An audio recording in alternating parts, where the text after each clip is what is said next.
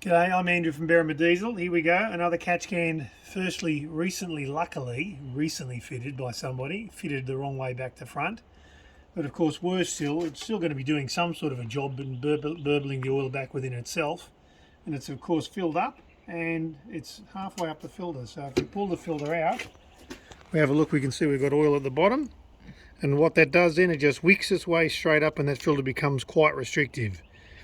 The gases should be coming down on this particular catch can, not on every different one. They have their own directional flows, but on this one, a Provent 200, going down through the middle, coming through and then falling off the bottom of the filter down in the catch.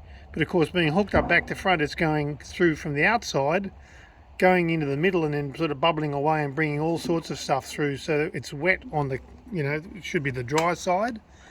We've got all sorts of other leaks, but at the end of the day it hasn't been drained and it hasn't been fitted correctly back to front. So anything that you hear about catch cans in the respect of they're no good exists and that, well, probably, I guess, if you fit everything wrong, driving lights are no good and so are bull bars if you put them on the back of the car. So they need to be fitted on the front. That's what a front bull bar is for, not going on the back, or you don't use it as a side step or whatever. Fit it correctly.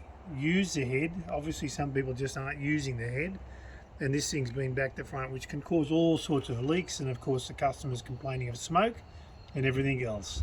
So I'm Andy from Berrima Diesel. Make sure if you're getting any guy to fit a catch can, fit it the correct way, and then when you've got it as the owner, make sure it's getting drained regularly, and that's every service. Otherwise you'll have all sorts of problems, and like a car that's not serviced, you'll have all sorts of problems too. So let's not blame the product, let's blame who's installing, who's looking after the thing.